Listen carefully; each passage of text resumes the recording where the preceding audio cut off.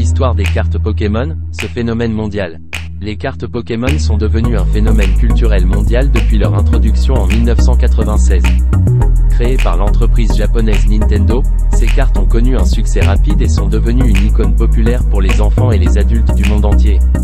L'histoire des cartes Pokémon est fascinante, et elle est marquée par des moments clés qui ont contribué à leur popularité croissante. L'origine des cartes Pokémon. Au début des années 1990, le concept des cartes Pokémon a été développé par Satoshi Tajiri, un designer de jeux vidéo et fondateur de la société Game Freak. Le jeu de cartes a été initialement créé pour aider les enfants à apprendre à jouer à des jeux de rôle, mais il est rapidement devenu populaire auprès des enfants et des adultes. Les cartes ont été commercialisées pour la première fois au Japon en octobre 1996. Elles étaient vendues dans des paquets de 60 cartes, avec un coût de 300 yens, environ 3 $ américains, par paquet. Les cartes ont connu un succès instantané, et les éditions limitées se sont vendues à des prix très élevés. Pokémon, un succès mondial. Le succès des cartes Pokémon au Japon a attiré l'attention de la société américaine Wizards of the Coast, qui avait déjà acquis une grande expérience dans la production de cartes de jeux de rôle. Wizards of the Coast a signé un contrat avec Nintendo pour la distribution des cartes Pokémon en Amérique du Nord, en Europe et en Australie en 1998. Le lancement des cartes Pokémon aux États-Unis en janvier 1999 a été un succès instantané. Les cartes ont été vendues dans des magasins de jouets et des grands magasins, ainsi que dans des kiosques spécialisés dans les cartes de collection. Les enfants se sont précipités pour acheter les paquets de cartes et ont échangé leurs doubles avec leurs amis. Les tournois de cartes Pokémon. Les cartes Pokémon sont devenues un phénomène culturel. Des joueurs du monde entier ont commencé à organiser des tournois et à se réunir pour échanger des cartes. Le phénomène a pris de l'ampleur grâce à la série télévisée Pokémon et à la sortie de jeux vidéo Pokémon pour la console de jeux Game Boy.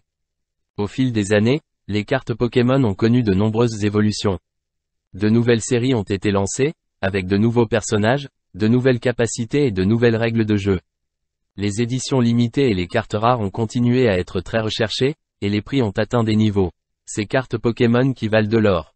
Entre 2018 et 2022, de très grosses ventes aux enchères ont détruit les records de prix établis et chaque nouvelle session était l'occasion de découvrir de nouvelles sommes absolument folles. Et tout ne se passe pas aux États-Unis, puisque le youtubeur français Michou avait même battu un record mondial lors de l'ouverture d'un display. Comme pour Magic the Gathering ou Yu-Gi-Oh! Avant lui, Pokémon a lancé un véritable marché pour ses bouts de carton. Logiquement, les éditions les plus rares font partie des plus chères. Mais ce n'est pas tout le temps vrai. En effet, c'est bien l'état de la carte qui dicte sa valeur, avec des fourchettes passant de 500 $ à 900 000 $ en fonction de la condition. Et au vu des prix faramineux que peuvent atteindre certaines cartes, autant les conserver à l'abri. Les records de prix de cartes Pokémon toujours plus hauts. En avril 2021, le marché des cartes continue d'exploser et une carte un peu inconnue, la CX Promo Ishihara, décroche une vente à 250 000 $. Elle se place ainsi dans le top, alors qu'elle n'était qu'en 10e place depuis un moment puisque son ancienne vente était de, seulement, 50 000 $.